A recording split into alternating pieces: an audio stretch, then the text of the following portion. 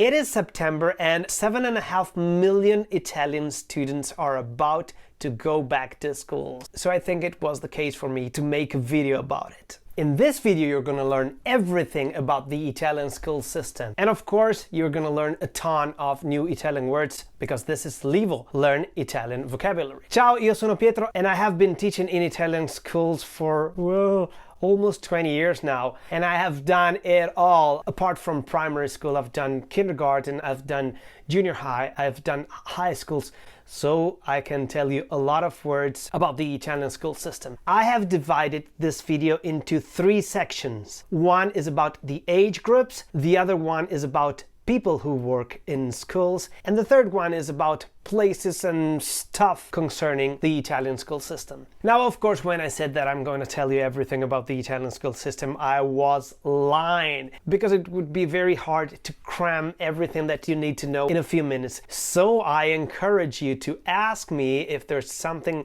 that you specifically want to know and that I left out in the comment section, and I answer to each and every comment. Now, before we jump right into the Italian schools vocabulary, let me tell you that in the early 2000s there was a reform, teaching reform, in Italian riforma, and because of that, many words revolving around the universe of the Italian school system have changed. But what is happening at the present time is that both the old definitions and the new coexist, and they're used almost interchangeably. So whenever there is a word for which you have both the old version and the new, I will tell you both definitions because they're both equally used in everyday speech. So let's start from age groups. We will start from preschool or kindergarten. In kindergarten, pre-reform was called scuola materna. Let me repeat it. Scuola materna. Once again, scuola materna. And you can guess that scuola means school and materna is maternal, concerning the mother. There was another common word used for kindergarten, and it's still used today, and it's asilo. Asilo. Asilo. Today, the correct word for scuola materna is scuola dell'infanzia. Scuola dell'infanzia. Scuola dell'infanzia. And infanzia means childhood, so childhood school. Scuola dell'infanzia. This is the school that goes from age 3 to age 5 or 6, depending on the month in which you were born. In kindergarten, children go for 3 years and they are divided into piccoli, medi e grandi. Piccoli means the little ones, the small ones, piccoli. Medi means the middle ones, medi. Grandi means the big ones, big, grandi. These are all plurals, piccoli, medi, grandi. After kindergarten, from ages 6 to 10, we have our primary school, which is divided in 5 classes. We call them in Italian. The old but still commonly used word for primary school is scuola elementare. Scuola elementare. Scuola elementare. And you can hear that it sounds like elementary school. Today, the correct definition is scuola primaria. Scuola primaria. Scuola primaria. And of course, you can guess that this is primary school. Now, in scuola primaria, we don't have names for the various classes. We simply use our ordinal numbers from the 1st to the 5th. And the first is prima, la prima classe. The second is seconda. The third is terza. The fourth is quarta. And the 5th and last is quinta. So once again, prima, seconda, terza, quarta e quinta. Prima elementare, seconda elementare, terza elementare, quarta elementare, quinta elementare. Or prima primaria, seconda primaria, terza primaria, quarta primaria, quinta primaria. After scuola elementare, and so from ages 10, 11 to 13, 14, we have 3 school years, and we call that scuole medie, the old way, scuole medie, or the new way, scuole secondarie di primo grado, a much longer name, scuola secondaria di primo grado. Once more, scuola secondaria di primo grado. This is your junior high school or your middle school, in which you have, of course, 3 years, prima, seconda e terza. Now, the old definition is always the more agile, prima media, seconda media, terza media, whereas the new one is much longer, prima secondaria di primo grado, and so on and so forth. Nobody says that. We all call them prima media, seconda media, and terza media. Let's proceed with the last age group. It is from 13, 14 up until 18 or 19 years old, and this is your high school, in Italian, scuola superiore. Old definition, scuola superiore. Scuola superiore. New and more complicated definition, scuola secondaria di secondo grado. Once again, scuola secondaria di secondo grado. Third and last time, scuola secondaria di secondo grado.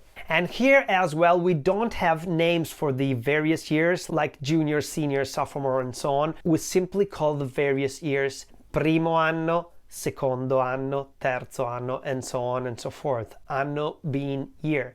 So when you're in first year of high school, you will say sono in prima superiore, second year seconda superiore, third year terza superiore, fourth year quarta superiore, fifth and last year quinta superiore.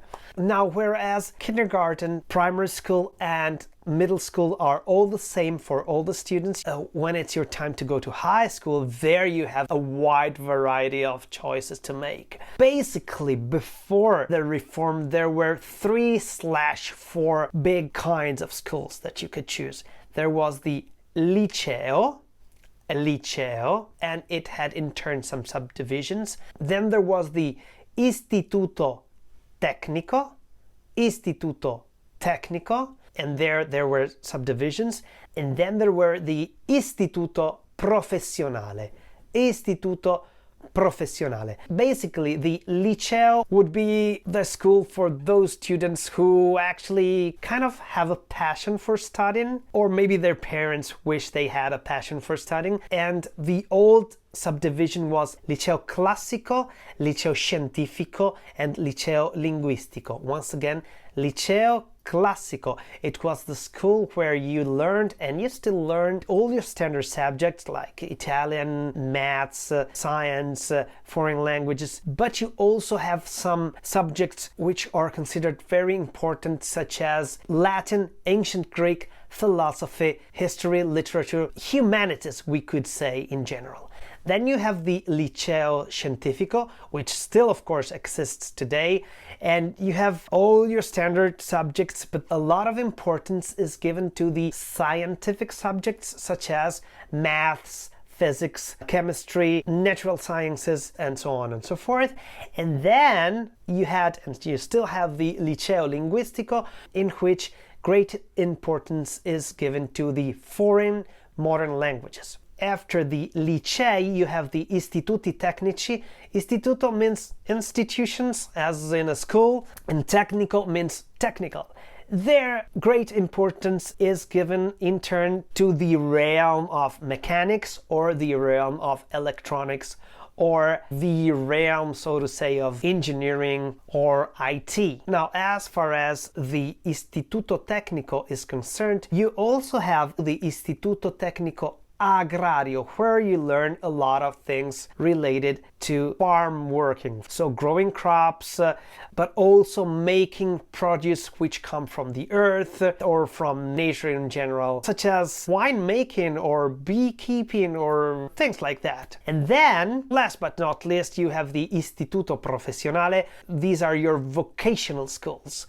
So they are those high schools where you go to learn a specific craft or trade, and you have a wide variety of Istituto Professionale. You have those more mechanically oriented, those more oriented towards tourism, for example, or towards cooking, or towards other vocational fields. And if you want to know something in particular, just ask me in the comments. Now, of course, I left out some important schools like the Istituto d'Arte.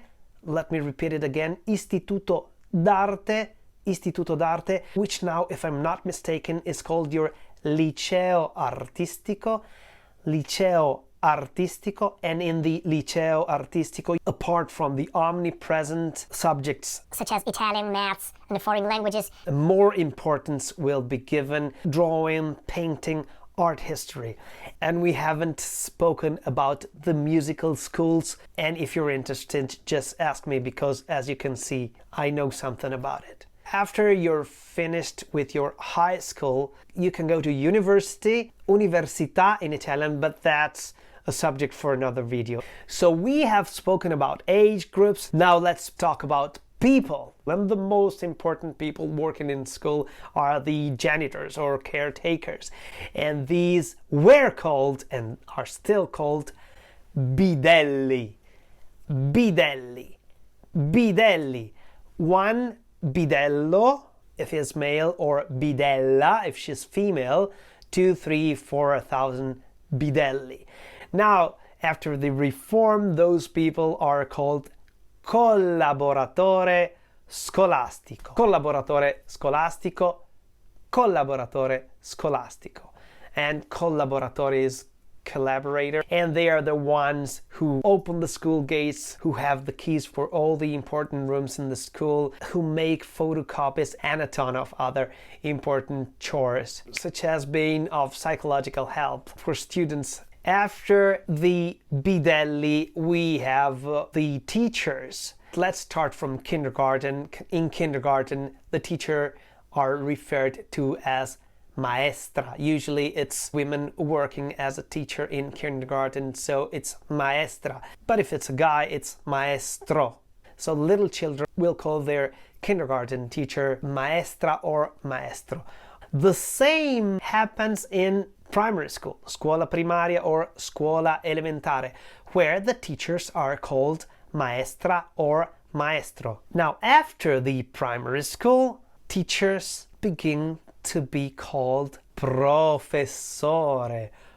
Yes, you've heard it correct. Now, in junior high school in Italy, teachers are not called Mr. Brown or Mrs. White. They're called professore if they're male, professore, or professoressa if they're female, professoressa, professoressa. Now you can hear that these are long words, professore and above all professoressa. So more often than not, these words are shortened with prof. Let me say it again, prof.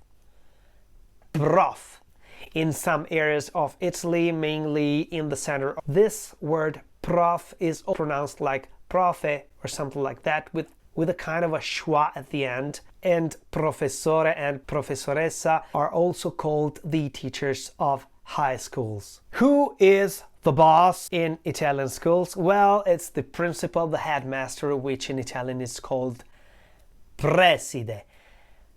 And preside is a noun that can be masculine or feminine. It's always the same, preside. But the new and more correct name, of course, is longer, more complicated, and it's dirigente scolastico. Once again, dirigente scolastico. Third and last time, dirigente scolastico. But still, most people refer to them with the simpler definition of preside. Now, there's a whole lot of other people working in school, above all in the offices and the school offices where all the paperwork is done. They are called segreteria. And last but not least, of course, the students of the Italian schools. Well, when you are in kindergarten or primary school, we simply call them bambini. Bambini means children. One male child is bambino, bambino. One female child is bambina, bambina. When you enter junior high school, you begin to call them in various ways, and the safest way to call them is studenti. Studenti means student. If he's a male student, studente, studente. If she's a female student, studentessa, studentessa. Students of junior high school don't like to be referred to as bambini, of course, because they've grown, they're pre-teen or teens. So another way to refer to them would be as ragazzo or maybe ragazzino, which can sound a bit derogatory. So just call them studente or studentessa. The same applies for high school, but in high school, scuola superiore, you can call them simply ragazzo or ragazza. Ragazzo if he's a male, or ragazza if she's a female, and ragazzi if they are plural, without any worry. We have spoken about age groups, we have spoken about people. Now let's talk about places. The school building is simply called scuola. La scuola, the school building, la scuola. And in most Italian schools you will find an entrance hall, and the entrance hall is often called atrio. Atrio, atrio. You will find corridors or hallways, and they are called corridoio, corridoio. And then you will find classrooms. And bear in mind that it's not like in other countries where students go from one class to another. In Italy, a student enters the building and goes to his or her own class at 8 o'clock, and he or she will stay in that room until lessons are over, most of the times, whereas teachers go from one class to another, and a classroom is called classe, classe, classe. Or it has another name, which is aula, aula, aula. We have special classrooms which can serve as laboratories, and a lab in Italian is a laboratorio, laboratorio, laboratorio. And you can have your arts lab, laboratorio di arte, or your chemistry lab, laboratorio di chimica, or your IT lab, laboratorio di informatica. But oftentimes those rooms are not called laboratorio, but simply, once again, classe or aula. So you will have your aula di arte, or aula di chimica, chemistry, or aula di informatica, IT lab. And by far the most important rooms of the whole school are the restrooms or toilets, and those are called bagni, bagni, bagni, or servizi, which is short for servizi igienici. Servizi, servizi. So the most asked question in the whole Italian school system is: posso andare al bagno? Can I go to the toilet? Or posso andare ai servizi? Can I go to the restroom? And with toilets and restrooms, this video has come to an end. Don't forget to comment and ask me if there's something that I left out and you want to know about. Don't forget to like and subscribe if you haven't subscribed yet. Don't worry, this is a channel about Italian music and Italian songs, and the next video will be about an Italian song. I have a lot of requests that I have to fulfill. Oh, please, let's engage in some conversation in the comment section. Spread the word, tell your friends, so that you can help the algorithm boost this channel. And I will see you in the next of either LIVO Learn Italian Vocabulary or LIS Learn Italian with Songs. Ciao!